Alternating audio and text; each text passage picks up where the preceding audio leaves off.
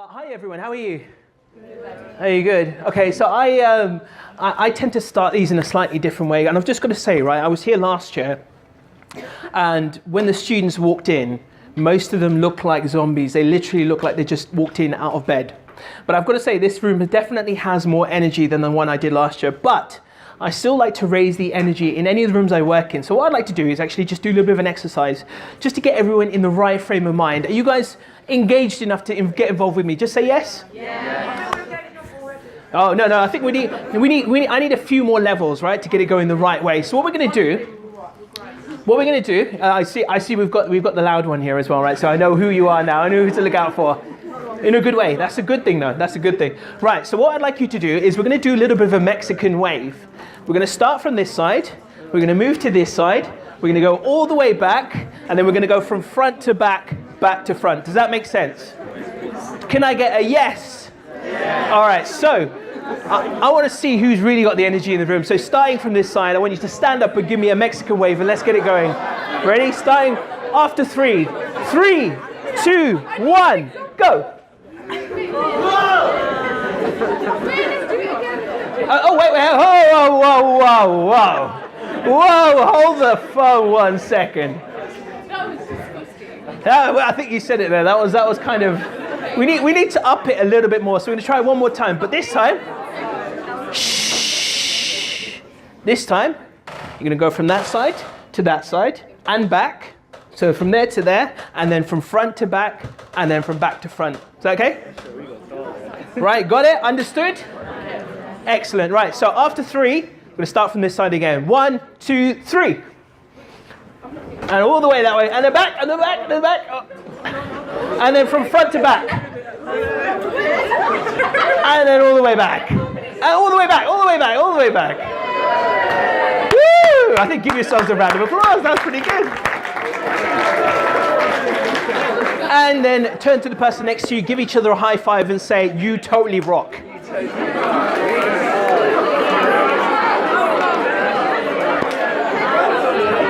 I like it. I have to say, I don't know if you remember, Kavita, last year they were so quiet and so shy.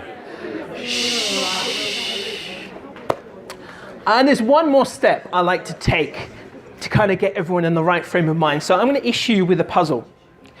And if you know the answer to this, don't spoil it for anyone else. But I want to give you a little puzzle right now, and you're all welcome to stand up and try this, or even in your seat if you want to, but preferably stand up if you can. I set you a challenge. I want you to put your hand out like this, with your palm facing up and your arm next to you. And the object of this exercise is to get your hand facing down without twisting your wrist. All right? So I am going to give you, when I time it, I'm going to give you 2 minutes starting now. You might want to stand up. You can, get into different positions when you try it.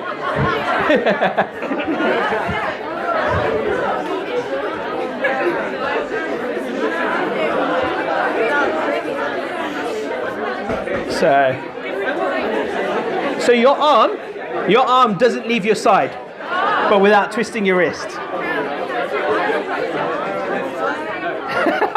I see all sorts of odd positions.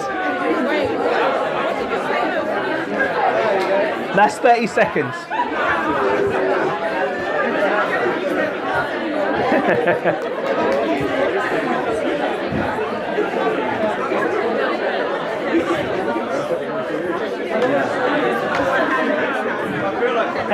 Anyone feel they have it yet? You can put your hand up. If you think you have it, put your hand up, but don't say anything yet. Carry on. You've got another 1 minute left to go. 1 minute left to go. Go on, see if you can get it. Really try. Really try. From here to here without twisting your wrist. See if you can do it. Hey? Without twisting your wrist, right? And your arm. Yep. Your elbow stays there as well. Yeah. Makes it a bit harder, right? –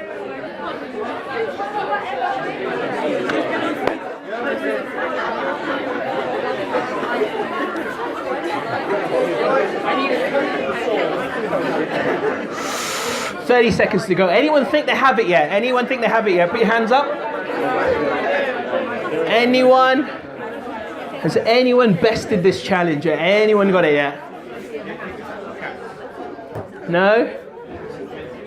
All right, okay, your time is up. So, shh, did anyone think they get it? Or has anyone got it, should I say? Beg your pardon?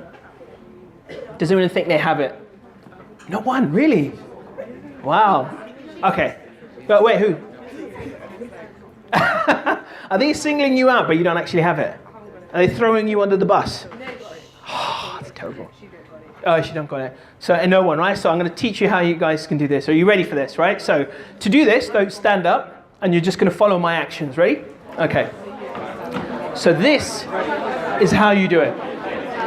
So from here, lift your arm up to your shoulder like this, and then move it across your body, and then out, and then one more time.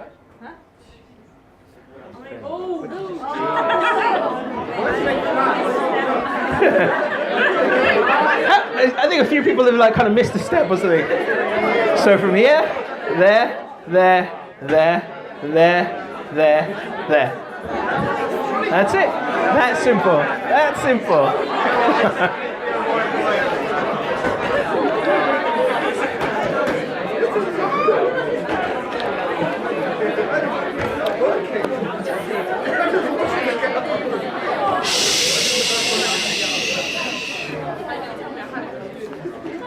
Hopefully that's activated some brain cells, it's got you thinking, it's got your neurons firing, and it's kind of opened you up to a whole new set of ideas. So, quick introduction. My name is Amit Sodha, it's up there. I'm 40 years old, and through my life I've actually done quite a number of different things, and this is one of the reasons why Kavita invited me here today. Actually, Kavita and I go way back, and I actually met Kavita before she finished her final year of uni. And we met, and I remember as well that you went through a difficult phase. Her father had passed away just before her final year, and she had done her dissertation, but her laptop died. And luckily, as I worked in IT, I helped to recover what we could, but then we worked together to get the dissertation done. And I think in the end you got, 2-1, wasn't it? After a lot of help. But we literally spent the night at an office. I was lucky, I had access to my office like 24 hours. We went to my office, we worked there, we printed everything out. We were there like till 2, 3 in the morning. And then she handed it in on the deadline day. And then she got her 2-1. So I think give her a little bit of a round of applause as well. She's a very special individual. But anyway, I just wanted to share that story of how she and I met. And then, I wanted to tell you something about myself as well. So I actually was a complete school dropout. I'm going to tell you a little bit more about that in a bit. But I went on to do lots of different things. For example, for a while in my life, I became a magician. And then I went on to do a bit of stand-up comedy. I went on to do life coaching.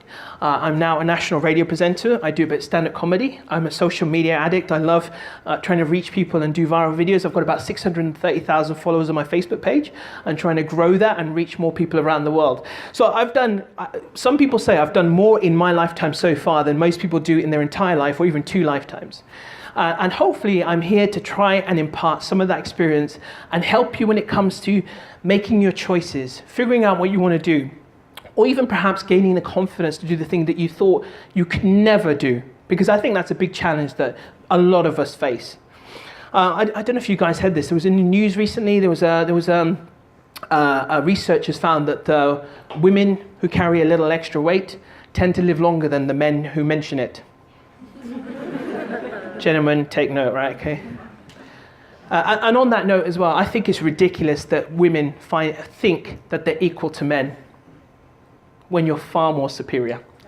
Okay? So you are. You genuinely are. Sorry, guys. It's the truth. It is the truth. So that's enough of my jokes for today.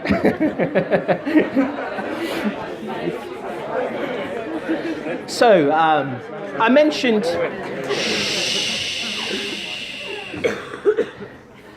I think that being in the position you are today, it's interesting actually, if you were to compare yourself to students years ago, or even if you have this discussion, when I have this discussion with students, one of the big things that comes up is that, you know, your view of my generation or the generation before that was that everything was black and white. You went to university, you got a job, you're in that job for life, and that was it, right? And now the world has changed a lot. It's a lot more complicated. And probably, do you think, I want to gauge this as well, do you think it's harder for you now than a previous generation ago? Do you think it's more difficult for you guys? If you do, love to just want to gauge it. Who thinks it's more difficult? I sort of agree with you, but I also think that this world that we live in now has opened up an entire world of possibility that wasn't there before. And so you have more opportunities. I mean, listen, 20 years ago, none of you would have had the opportunity to be an online gamer and become a multi-millionaire just from playing your games and streaming it live. Let's face it, that opportunity wasn't there 20 years ago. If you wanted to write a book, the opportunity wasn't there for you 20 years ago to self-publish a book. You can do all of this now. You don't even have to wait for a publisher now to say, yes, I like your book, which is an incredibly difficult thing to do. You can do it all on your own. So as much as I think the world is more complicated, so too the opportunities have increased exponentially as well. If you're okay with this, I'm going to share a little bit about my story and my journey, because I think it will benefit you in some way, in some form, in just helping you with some of these challenges you might face and you might arise. So I mentioned that I actually was literally almost a high school dropout. I say almost. I was one of these kids. I was very disengaged at school, and especially in the last couple of years when it came up to my GCSEs. And things were not going. In fact, the last 2 years, I was hardly attending school. I would literally turn up at school, go register, then I'd take the train into central London, go to Hamley's toy store, do some window shopping, go to the arcades there, and that was literally my day. And then I'd come back to school, turn up for registration, that was my day. And I just completely lost interest in school. And when it came to exam time, I didn't do so well. So it came to the time of exams. I actually missed a few of my exams. I didn't even turn up for them. The ones that I did, I didn't do so well. And it came to that day where GCSE results day came around. Now, in my family, my parents and my family generally are quite studious. My dad was uneducated, but he wanted different for his kids. He wanted us to become educated. Anyone who's comes from an Indian background will know this is quite an important thing in the Indian family, in the Indian society, to become studious, to study, to become educated. It's a very, very important thing. So I was really nervous. I knew that I wasn't going to do well. Got to get my GCSE results, and it turns out I had 1 C and 3 E's. That was all I came away with. Now you can imagine how despondent I was, right? So I was literally there thinking, holy crap, I've got to go home and tell my parents this now as well. And obviously they knew I wouldn't do so well, but they didn't realize I'd do that badly. So there I am, walking home. Actually, that's a bit too jolly. There I am walking home, really, really, really like, oh shit, I've got to talk to my parents about this now. So I get home, tell my parents my results, and obviously, as you can imagine, they weren't best pleased. Another thing that's quite prominent in the Asian culture is that there's a lot of competition. So I have a cousin who's the same age as me, and he came out with something like 10 A's. They didn't have A stars back then. Came out with 10 A's, first class graduate as well. He's doing incredibly well for himself. And so I got home and I told my parents and everything, and then my dad gets that ominous phone call from his brother. And my dad's brother rings my dad, and he's like, sorry, excuse the accent. He's like, hello, Pravin Bola. That's my dad's uncle, right? My dad's brother, sorry, Pravin uncle. And he rings my dad, my son Sunil, 10 GCSEs, first class, right? So this is how they talk genuinely. So he tells my dad, and my dad's like, oh my God, he's like, he literally almost didn't know what to say at that point. At that point, he just goes, Amit? Who's Amit? I have no son called Amit. Click. And that was kind of, that's what happened at that point, almost literally. For some reason, though, I was really lucky. My parents weren't they kind of had this feeling that I would do all right, even though I wasn't, that educated or anything like that. They would have had this little feeling in the back of their head, and even I thought it as well. I thought, you know what, no matter what happens, I'm going to make the most of a bad situation. Bless my parents as well. They did try their best, and they just. I don't know about you guys, but my parents were born in. My parents they still have this really strong, thick. My mum's not around anymore, but they had this strong, thick Indian accent, even though they'd been in the country for 40 years, and it was odd because they were both from Africa. But they had this strong Indian accent, really strong. And so much gets lost in translation when you have parents who speak like that. I remember my dad saying to me once, "Son, let me clean your bowels." Bowels? What are you talking about, Dad? Let me clean your bowels. I was like, Dad, whoa. I think we're crossing the lines of personal boundaries with father-son. He's like, no, your breakfast bowels. So that's how they call bowels, right? My mum, bless her, said to me once, she said, "Son, when you grow up, I want you to become impotent man."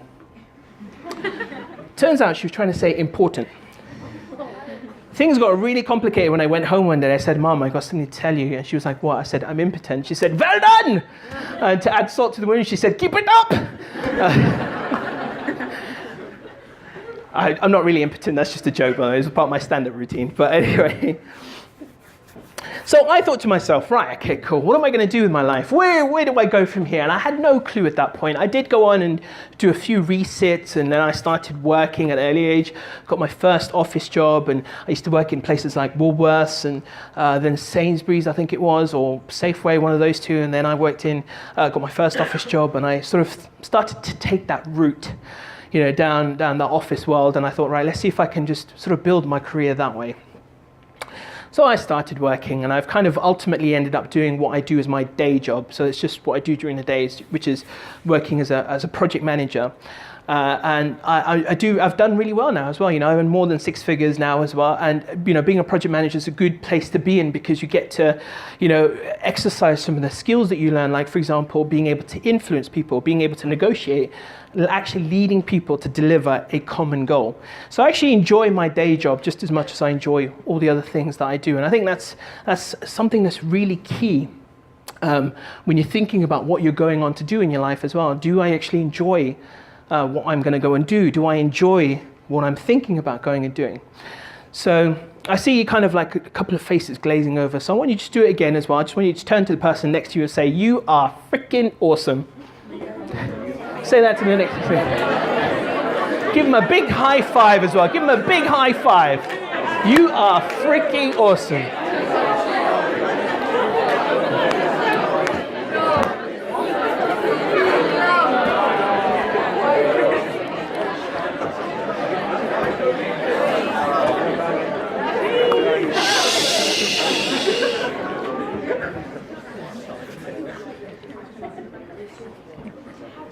So my path, as you can imagine, took a few twists and turns. It went this way, it went that way. And one of the first things, the first ventures I took, and it happened to come about from those days when I was bunking school. And I ended up at Hamleys, and I used to have one of these stands there, pedestals, and you'd have a magician there, and as you walk into the store, they'd try and sell you the Marvin's magic. And that really got me into magic, and I thought, I could do this. Do a magic, I could do it. I completely forgot to bring something with me today, so I apologize. But I got into magic, so I ended up becoming a magician for a number of years. I used to do kids' parties. I ended up on stage in front of like 500 people. The day I call it quit was I did this trick, which was like, I don't know if anyone's heard of it, it's a zombie ball, right, trick, where you have a big handkerchief and there's a magical silver ball behind it. And then the ball levitates just above the handkerchief. And then, then you chase the ball as it's kind of up against the handkerchief. Have you ever seen that magic trick? A few of you might have seen it, a few of you might not. The day I quit magic was the day that I was doing that trick. I was on stage and literally like 250, 500 people or something was doing that trick. And I was there and it was, the ball just dropped to the floor. And I was like, oh shit, what do I do now? But it just, it turned into a comedy thing actually. People were laughing and they thought it was actually part of the act. And I realized that you could get away with a lot if people thought it was actually part of the act. And so I decided to kind of gravitate away from magic, but I still do it now and again, and just a little bit. And then I decided to go on and try a bit of stand-up comedy. How this came about was, I was actually life coaching a friend of mine. And he really wanted to do comedy. He was working in IT, incredibly bored with what he was doing. And he wanted to do the thing that he thought he'd be good at, which is stand-up comedy. So I sort of helped him. I sat down with him. When it comes to life coaching people, you kind of sit down one-to-one, try and figure out what they want to do, and try and help them develop a path to get there. So he and I sat down, and I said to him, right, okay, so what would it take for you to be able to do stand-up comedy? And he said, I need to do this, like sort of try material, perhaps arrange an event or something like that. And he started this process. He began this process and decided to arrange his own comedy night and make it a sort of a charity affair. And then he decided he needs obviously more comedians. He wanted to kind of give the night a bit of variety. He didn't want it to just be about him. And he said to me, Amit, why don't you do it with me? I was like, okay, I've never tried before, but I'd love to give it a go. I used it as a sort of a way of getting better at public speaking. So I helped him arrange this night. He got one other comedian. He actually got two. One didn't turn up on the night, so it was should have been 4 of us, but it was 3. We ended up raising about £900 for this first comedy night. Prior to that, we decided to have a little practice night. So we got about 10, 15 friends in the living room. And I stood there and I delivered my set. And it was my first time ever standing up doing stand-up comedy. And I cannot tell you how hard it is when you're standing there and no one is laughing. I think I got 1 laugh in about 11 minutes of material. I tell you what, you want to know pressure? You stand in front of people and try and do stand-up comedy when no one's laughing. That's real pressure. Anyway, it made me realize as well that I had no gift for comedy whatsoever. But I thought, do you know what? I will never give up. I'm not the type of person to give up on something. I want to see if I can do it. I want to see if I can learn how to do this. And I was always mesmerized when I saw comedians and how they hooked audiences, and they, like they just had them, grabbed. They had their attention for like an hour or two. I was like, I want to be able to do this. This is magical. So I went away and I bought 2 books on stand-up comedy. I learned as much as I could, and then we ended up having this charity night. Like I said, we raised about £900. And I got up on stage. I had about 30 minutes of material at that time. I realized obviously that now I realize that's probably a bit much, but it ended up going really well. And we raised all the money and I had a great time. And then since then, I've been doing it more as a bit of a hobby. But it's interesting that I just didn't know what I would be good at until I tried it. I didn't know I would have the ability, because I can tell you this now, by the way, I was not funny before that. I genuinely was not a funny person. But then I realized that something like that can be learned. You can do something like that. You're not limited by what you think you can do and you can't do. It's only when you actually step outside of yourself and you try different things that you will know what you're able to do. For example, you're not just a black woman. You are so much more than that. You can be whatever you want to be. Try not to fixate yourself on your own labels and what you think you should be or can be. You can do so much more. So I did that. I got that experience and I absolutely loved it. And then I decided, you know what? I love this and I want to know different ways I can apply it and do different things. So 2008 rolls around. And I realize that I am terrible with women. I'm the worst at dating that anyone has ever seen in the entire history of mankind. I mean, like, you think of the worst person at dating, I was 10 times worse. I mean, my method of hitting on someone was something like, will you go out with me? I mean, how terrifying is that, right? It's just like awful. But I wanted to get better at it. I wanted to learn. I saw people who were really successful with women, or men or whatever. Do you know what I mean? I saw people in that dating field who were brilliant at dating. They were really good at it. And I thought, how do I get to learn how to do this? I'd love to be able to do that. Again, I saw it from the outside and I was like, that's so magical. How do I do that? So then I decided, right, let me learn. So from about 2008 to about 2011, I literally read every single book I could find on the subject you could possibly imagine.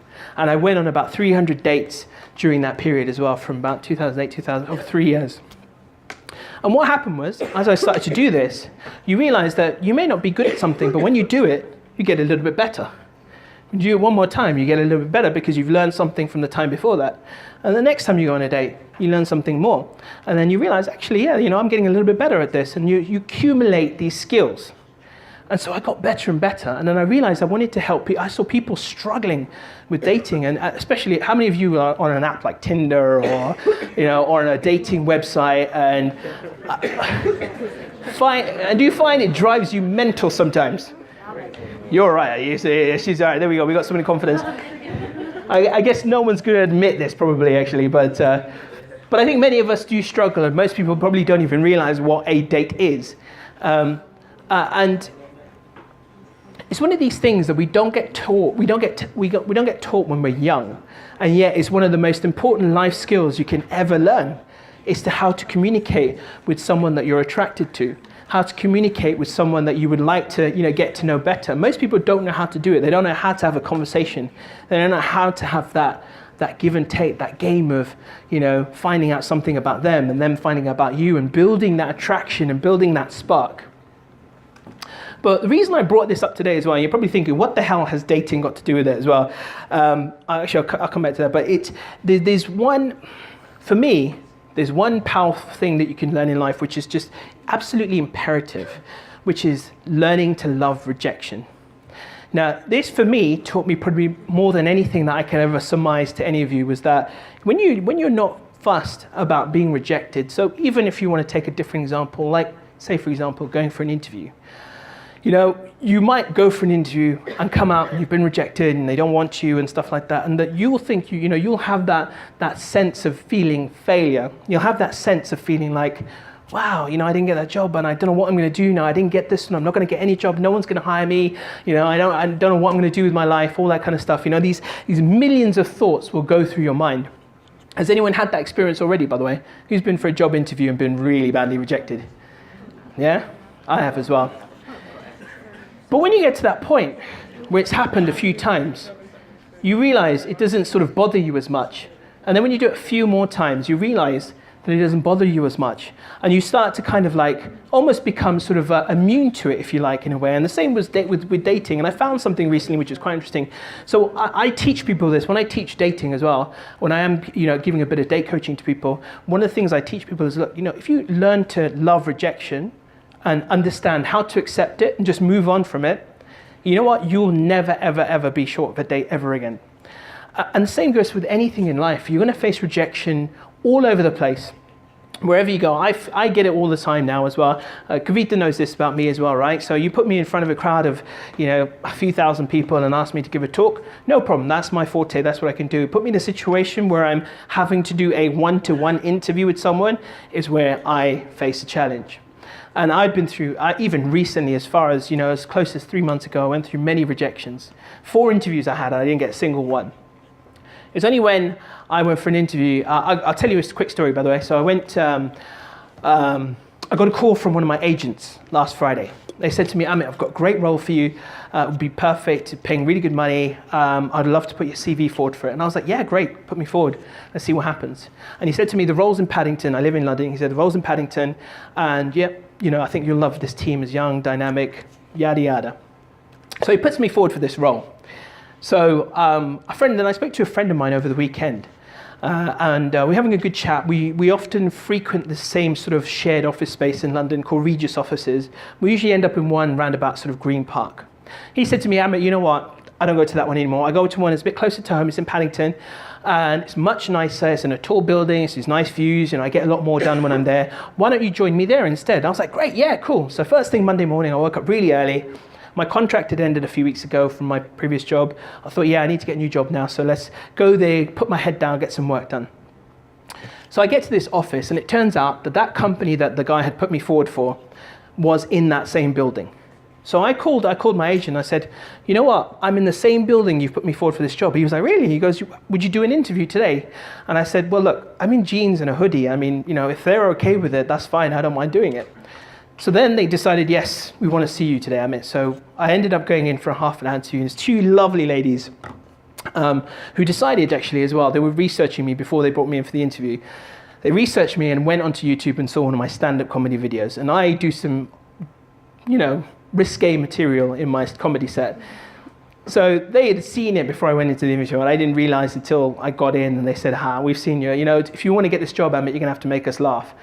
Talk about pressure, right? So anyway, I went in and I actually had good banter with these 2 young ladies, and I often ask this question at the end of my interviews, and I say to them, is there anything you've seen of me today that would prevent me from getting this job? It's a very good question to ask at the end of your interviews, because if they say something, you can always answer with, yeah, there is one thing. Perhaps you've got a little bit of lacking knowledge in this, and you can say, great, okay, cool, it's good to know. I can go away and research it and learn about it, and then that will put you in good stead immediately.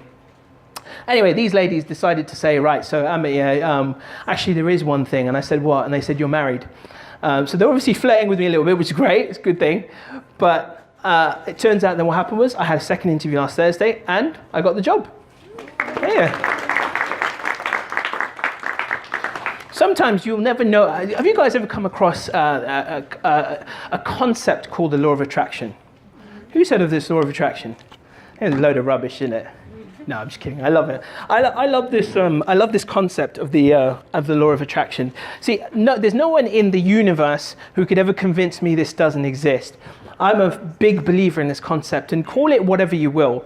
But I'm a big believer that when your head is in the right place, you do sort of attract different kinds of opportunities, and people are more inclined to be attracted to you. You give off a certain vibe. And people more kind of like, gravitate towards you because they see something in you, they see that energy. Like attracts like. That's the kind of philosophy of it. So I'm a big believer in that principle anyway, and then all this kind of came about, and I was like, wow, just happened to be in the right place at the right time, pick up the phone at that moment in time, and my lovely wife, I just got married recently, actually, about 8 weeks ago, and she was like, I'm going to pray for you, I'm going to pray for you and pray for you, and she told her guru in India, and then she told her dad's guru in India, and they all ended up praying for me. We're like, Amit, get this job, and then I ended up getting this job. So I've kind of jumped a little bit from my story, but that was it anyway. So I did the whole dating thing, and I teach people that now. And one of the things that I do is, I have a Facebook group with about 2,000 single people in it, and I arrange events for them and everything.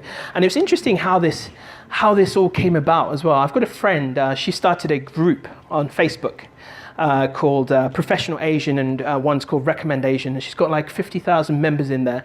And I met this girl last year, and so I hooked up with her, and we just kind of like had a bit of a sort of brainstorm.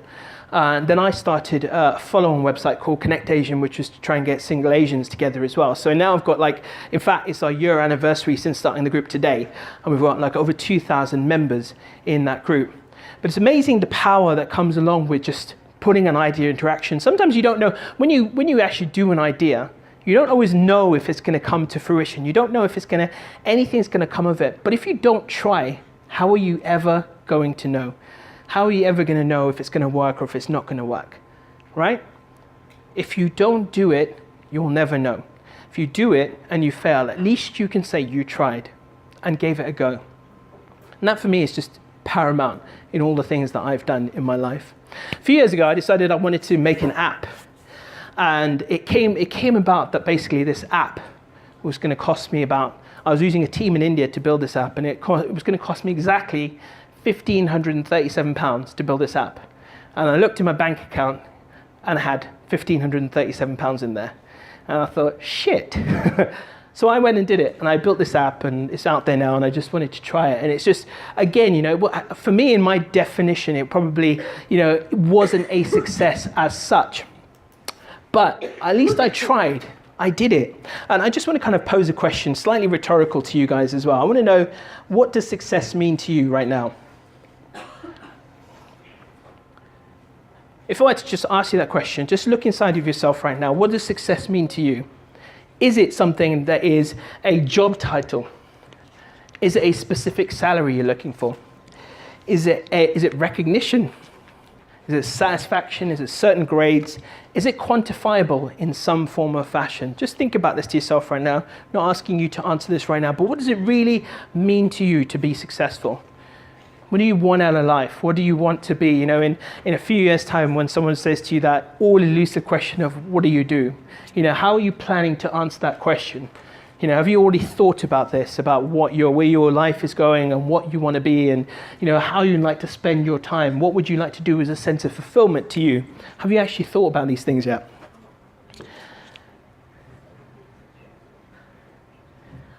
I came up with this quote that I believe is just, I mentioned it a little while ago as well, but if you try something and it doesn't go to plan, don't worry.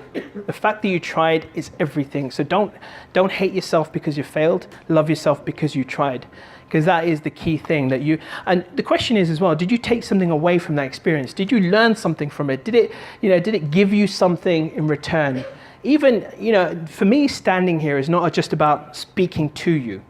I'm getting lots of feedback just by looking in your eyes, by gauging your body language, by looking at just what's going on in your head. I could pick up a few things, definitely. And I'm learning just as much from you as you are from me, I hope. I hope there's some learning in this. But that is an important question to ask yourself. No matter what you do, no matter what you're going through in life, ask yourself, what are you getting from it? And what is it giving to you? So one of the key areas in project management is anyone who does, if you ever go on to do project management or you do a project management qualification, a very big area of project management is an area called lessons learned. So when you actually do a project, if you're in a company and they ask you, right, Amit, we want you to, what's your name, by the way? Lani. So if they say to you, Lani, right, we want you to, do this project, for example, install this IT system, whatever it might be, you're given this task. Now, do you think everything's going to go smoothly, Lani? Never. Of course, it never does. It never goes entirely to plan. And there'll be things that go wrong, there'll be things that go right. And one of the things that you do as a project manager at the end or towards the end of your project is you document this as you're going along, is the lessons learned. And you start to make a note of these from the beginning, because if something does go wrong, it's good to note it. You have something called a RAID log, which logs all these risks and issues and actions and all this kind of stuff. And you make a note of it and you keep a diary of these things. Because what happens is at the end of it, you review this, and not just with yourself, with your team, perhaps the entire company, whoever wants access to this document or whatever, has access to it, and they can learn from this whole thing. So everyone can share from that experience and think, right, okay, what did Lani learn from this that we can also take on board for next time we're installing an IT system or next time we're doing a big project? And I think this is a massive area of life that's important to kind of reflect upon. This is just a bit of a kind of a metaphor and an allegory, but it's important that you kind of take this on board, that you learn from anything that you're going through. Any experience in life, has something to teach you. And you just have to ask yourself, what is it? When anytime you're in an event, it's not going so well, it's not going great in your life, ask yourself this, what is it teaching me? Just ask yourself that question. Pause for a minute and ask yourself that question. So I want to just I'm going to round up in a few minutes' time, but I just want to share something as well, which I think is really important to share, because what happens is when you're a person in my position, so like I mentioned some of my accolades, I mean, these are not really particularly important to me, but some people find them important. Like, for example, having, 600,000 Facebook followers, I've had 2 million hits on my blog, having a 6-figure salary, all these kinds of things. Yes, they're great. And what happens is when people see that, they're like, Amit, it's all right for you, you're already there. But I now have to do this. And I went through the same thing. My journey was definitely by no means easy. And for most people, when they hear my story of some of the things I went through, they're like, how the hell did you get through all of that? And so it all started for me, the real challenges began in 2008. In 2008, my sister passed away. She had cancer. And it was a really difficult time for the family. I'll say there's some blessings in there as well, but it was a very difficult time. I remember I actually got sent abroad to Milan. I was working for a big company, and I was sorting out an IT network there. And I didn't want to go because I knew my sister was in a really bad way, but I had to go. So I went to Milan, did the work, and then I managed to leave there did all the work, came back a day early. And I was really lucky because what happened was, in fact, actually, while I was over there, I got the call. My sister, something had happened to my sister. Literally, she'd gone into this very odd state. She'd lost her mind, basically, because the cancer had just ravaged her body. So I literally rushed home as quick as I could, managed to see my sister for a bit. I think on the final day when she passed away, I went to the hospital, and I was there in the morning, and I sort of sat with her for a while. And I thought it'd be really nice to just sort of sit with her and read her one of her favorite books. So I went home, got this book, came all the way back. By the time I got back, she passed away. Luckily, my dad was there. He got there about 10 minutes before I got back, and he was there for when she passed away. She actually passed away when he grabbed her hand and just kind of gave her a little bit of water and stuff, and then she sort of went, and that was it. And then I went through, again, more of a difficult time as well, 2009, 2010. My mum fell very ill. I got made redundant from my job, and I was literally almost penniless.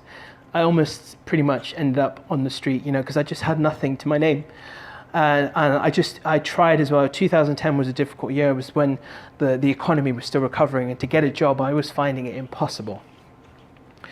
So I did a bit of media work, a little bit in between, but unless you're set in media, and you have a good stream of income, you're only earning little pockets of money. So I did, 1 or 2 small TV shows. I did a bit of comedy. I did a bit of radio, and just made a little bit of money that way. And that was just enough to sustain me, but I was struggling, and things were getting worse as well. And it's always at the worst time in your life when you'll get that extra parking fine or that extra bus fine. My car got clamped as well. And within the space of 2-3 months, I had a clamping and a ticket, and they were both £300, and I didn't have that money. And it was hell. And then 2012, I met a lovely girl, and we ended up getting engaged, but we went through a really difficult period because in 2013, my mum's health deteriorated, and on my dad's 75th birthday, my mum passed away as well. She had diabetes, and she had passed away as well. And we just, as a family, we just had to go through so much. I mean, how horrible is it that even now, on my dad's birthday, all we do is remember mum? I feel so bad for my dad, but my dad, again, as a blessing, was just a tower of strength for us through that time. It brought out a side in him that I'd never seen before. My dad was one of these characters that he was kind of always distant. He was always that authority figure to me, so I never connected with him. But it brought out the most sensitive side I'd ever seen in him ever, and it brought us together as a family. And then 3 months after that, my mum's brother passed away, an uncle of mine, and he also was very close to me. And he was a very reclusive, sort of a hermit, almost to say as well, a loner. But he only had us as a family, and that was it. And then when he found out his sister, my mum, passed away, within 2 weeks, he got diagnosed with cancer, and he passed away as well. A few months later. All this time I was with my partner at that time. We were engaged. 3 months later, my partner and I split up. So over the course of 6-7 months, as you can imagine, it was literally hell. To top it off, I had a job, which elements I loved, but I had a really shitty boss who just did not like me at all. I think sometimes people see something in me because they see that I have potential, or could potentially go on to do good things. They get threatened by that. And so they just didn't understand this difficult time I was going through. I fell so ill. In fact, when my mum was in hospital as well, just a couple of weeks before she died, I ended up in hospital as well with a heart condition because I was so stressed. And I was literally going to work on 1 hour sleep a night. So much so I'd literally get to the office, be dying at my desk. I'd have to go to the park in the afternoon for a nap. For a 20-minute nap. That 20-minute nap was my salvation at that time. That was the only thing that got me through as well. That literally, I don't know how close to death I was, but I was pretty close, I think. But yeah, I went through a pretty difficult time. So that all happened in 2014, end of 2013, midway to 2014. So I spent a year getting myself back together, picking myself back up. Still at this time helping as many other people as I could. People wanted me for coaching, they wanted me for my support, and so I did the best that I could to help other people. 2015 I met a lovely girl who's now my wife, and she's just been, I tell you what, I've learned so much from my wife that she's just been an incredible source of strength for me as well. But she's made me realize, she has a separate, I'm not here to obviously tell you about any beliefs, but she's a very big believer in the power of prayer, and and I see how well her life goes and everything, and anytime she has an issue in her life, she says a prayer to her guru or to whatever and stuff, and says, look, she doesn't even say to God, I want this. She says, God, you better make this happen or I kick your ass. That's her attitude. She expects it. She doesn't say it from a point of asking. She does it from a point of telling. And I love that. I love the fact that she has that sort of confidence to say that to, some almighty, omniscient being out there as well. And I just love that about her. But I wanted to just share that. And the reason I wanted to share that with you, because I know and I understand that, what lies ahead of you is quite a challenging and potentially difficult time. And not everything's going to go smoothly. It is not a fairy tale. It's not always going to be happy, hunky-dory and wonderful roses, fairy lights and all sorts of things. There's going to be challenges along the way. But you know what? Use your skills. Everything you take away from anything, any experience you learn in life, take it away with you. Use it. It's all going to culminate. It's all going to build. It's going to build you as a package. And this package is how you then sell yourself to the world. I believe that, that you are instilled with many, many gifts, and every single one of us in this room are very different. We're all going to have different strengths, different capabilities. Whenever I need interview advice, my first go-to person is Kavita. I may be 6'2", right? And, I command a certain authority, right? But she almost made me cry last year when she was prepping me for some interviews. And I'm not even joking, right? She was so harsh on me. She was like, no, Amit, don't do that. So I was terrible at, this whole star thing as well. And I would waffle in interviews, really waffle. She was like, I tell you what, seriously, man, you guys are so lucky to have her here as well, to be able to guide you on, your next steps and where you go from here, and preparing you for those things that come up, the interviews, the opportunities, the networking, all of that kind of stuff. You're in such a great place. But I wanted to just quickly share a little video for you as well. And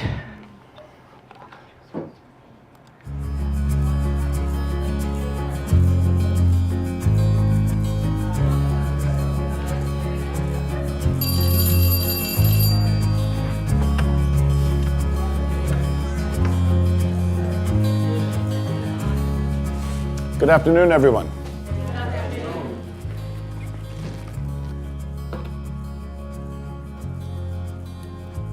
We all have this one life to live, a fleeting shadow amongst all that exists in this vast universe. We have the ability to accomplish anything, truly anything, if we use our time wisely.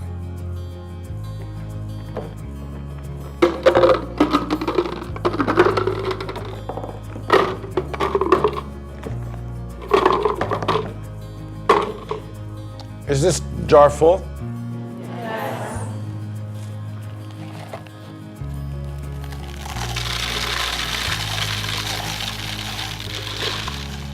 And is it full now? Yes.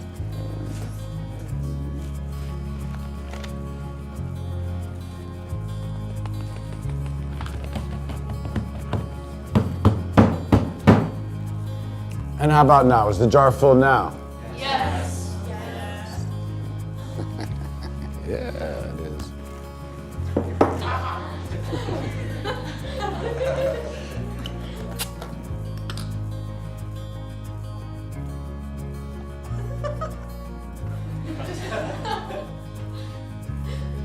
Now, I want you to recognize that this jar represents your life.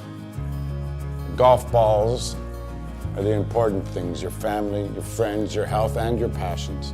The pebbles are the other important things: your car, your job, your home. And the sand is everything else. It's just the small stuff.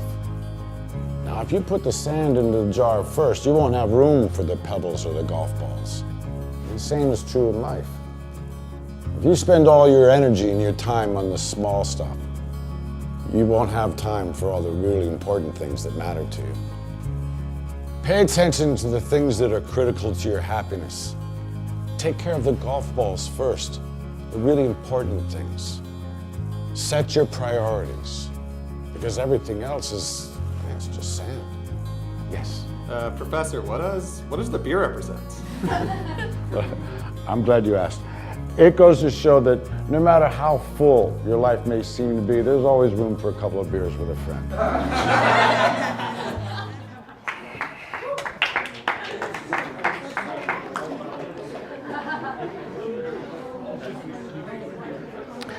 So I'm just going to kind of summarize a couple of key points and lessons learned that I want you to kind of take away with you. And then if you have any questions as well at the end, I'm happy to take any that you might have about anything as well. I'm literally here to answer anything, any mysteries of the universe you like answered. I'll do my best to answer them. But just let's go over a couple of lessons learned. So be remembered would be one of the things I would say to you. Because often what happens is we often get kind of fogged out by obscurity or, our own inability to recognize who we are and what we've got to offer the world. And I say to people, you know what? Dare to stand out. Dare to be a thought leader. Dare to be a change agent. Dare to be someone who literally challenges the status quo and makes people think about life in a different way. And I always say to people, right, so this is how I'm going to kind of, always be remembered. You will always remember this moment that Amit Sodha was in this lecture theatre with you. Who's ever seen the film Goonies, right? Oh, yeah. Everyone remembers the truffle shuffle? Everyone remember the truffle, right? So I thought to myself, right, how can I be remembered? And I'll just do a little, just kidding. I would not mentally scar you in that form or fashion. I would not want you to sue the university for that. But you will always now remember that. Whenever you see that film Goonies, you're going to think, ha, that crazy guy, Amit. Take a few risks in life. Take a few chances. You know, I think what's going to happen is you're going to want to do something in life. And there's going to be a little voice inside your head that goes, nah, what was your name, by the way? Nick. There's going to be a little voice inside your head that's going to go, Nick, you can't do that. Nah. People are going to think you're an idiot. Nick, nah, don't do it. And it's going to be up to you to raise that other voice and say, you shut up. Shut the F up. And I'm going to do it anyway, and just go and do it. Because you never know what might transpire from that one thing you did, what opportunity might arise, what thing that might come out of it. You know what possible outcomes that could happen. Anything can happen from one opportunity or one risk. So it's worth, if you ever get that little voice that's telling you, Dad, don't do it. Take that risk, take that chance. Learn to love rejection. I talked about this enough as well, but I cannot tell you enough how important this is, that you do not let rejection get you down. Get used to it. In fact, stand yourself in a circle of friends and get them all to reject you so you get used to it. I literally, when I was talking about that, I forgot to mention that someone mentioned to me recently that they found a video on a TED talk on a guy who's developed this rejection therapy. So he literally went through 100 days of rejection, I think it was. I was like, son of a bitch, stole my idea. But he genuinely, literally, I thought it was a great idea. What a great way to learn and move on with life. Learn to tow. This is a bit of an obscure one. I didn't talk about this today as well, but any Formula One fans in the room? Right, so you guys will probably know what towing means, right? You know what towing means? You know, so to tow basically is if you're racing a car, you're going really fast, and you get into the slipstream of the car in front of you, you pick up what's called tow. You lose drag, and then you're able to then overtake the car in front. But I want to give you an example, just very quick example. Actually, I mentioned it earlier as well. It was my friend who created this Facebook group called Professional Asian, which is doing so well, and she's getting so much recognition out of it now as well. And I decided to use that as well to build my platform for the singles and the dating. And so I used that tow. So there's going to be things you're going to spot and, opportunities to grab. People who are already successful or on the path of being successful. Success is a bit of a, one of these words that who knows what it means, right? It means something different to each of us in this room. But if you spot something like that, you see someone who's got something or going through something that you would like to emulate, you know what? See if you can get a little bit of tow off them. Find out from them what they've done. Get leverage on yourself. Who knows what the word leverage means, right? We all know what it means, right? I think, but in the case of, for you in your life, what gets us to move forward is a real reason. That's the thing that drives us forward, a key reason that keeps us going. In 2012, by the way, I forgot to mention this, I actually ran the London Marathon, and I was working with disabled children. I've been doing it for many years as well. And I was looking for a good cause to do this marathon for. And this little boy comes along as well. He turns up at this club that I used to be a member of, that I was teaching disabled children. Turns up, a little boy called Jamie. He had this very small wheelchair though. It looked like it was red colored. I used to call it his little Ferrari. But he's such a sweet boy, very petite for his age as well. And I spoke to his dad, and his dad said to me it was going to cost him about £20,000 to get him a new wheelchair that would be able to accommodate his needs, because they had to turn him and move him and all sorts every hour, and it was really difficult for them. So they wanted an all singing, all dancing wheelchair, which would really help them, and it was going to cost them £20,000. And at that stage, they weren't getting much help from the government. They got a little bit, and I thought, you know what, I love this, and I want to raise money for you. So I did it, and I ended up raising about £5,000 towards that wheelchair. Because of what happened in the campaign that I started, and I got interviewed in one of the local papers, a footballer who lived locally, someone who plays for one of the main teams, picked it up and decided to also raise money for Jamie as well. So they raised their full amount, they got the £20,000, and they bought him a brand new wheelchair, and he loves it. So I say to yourself, for me, that was the leverage that got me going and got me to the point where I was able to then actually stick to what I wanted to do, which was run the marathon. I could have easily quit. I mean, come on, look at the size of me. Running a marathon, hello. Do you know how hard that is? But I did it. It was the reason behind it, though. I wanted to raise that money for Jamie. Another thing that comes from, I've noticed from dating, but in every area of life, is that most people have a story that holds them back. And that is something along the lines of, I can't do this because da da da. And that's how it usually starts. If you have a story you're telling yourself that you can't do this for whatever reason, then create a new story. Don't let your story hold you back.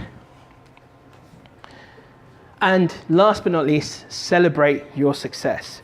Anytime you hit a nice milestone, you've achieved something even small, celebrate it, enjoy it. You know, life is going to tick by really fast. And I'll say this to you now, that as a 20-year-old, life goes very differently as a 40-year-old. What happens is you'll notice the days start to get a lot faster, time ticks away a little quicker. You don't even remember what you did the last weekend. I mean, it just goes that quick. And that's just not memory issues, but just literally. So time ticks away really fast, and it's only going to get faster and faster as you age and get older. So take the time to celebrate the things that you do well, that you have successes in life, that things that go really well. Enjoy them, celebrate them, make the most of them, have fun. So I would like to ask if anyone would like to ask a question at all, anything at all, feel free to. Any questions at all? Anything? Feel free. Who's feeling brave? Don't let that little voice stop you from asking that question. What is it? I can see a couple of questions that are like, should I ask? Ah, there we go. So yeah. So you know how you were mentioning how to block rejection, etc. Yeah. Is there any particular plans or steps you could do to actually start doing that? Or was it just something that's sad to just change? Yeah, so I think there's lots of ways as well. I think first things first, depending on which area of life you're talking about. If you're talking about, for example, jobs, career, then it's really important that you kind of perhaps get together with friends. And I'll tell you what's a good starting point.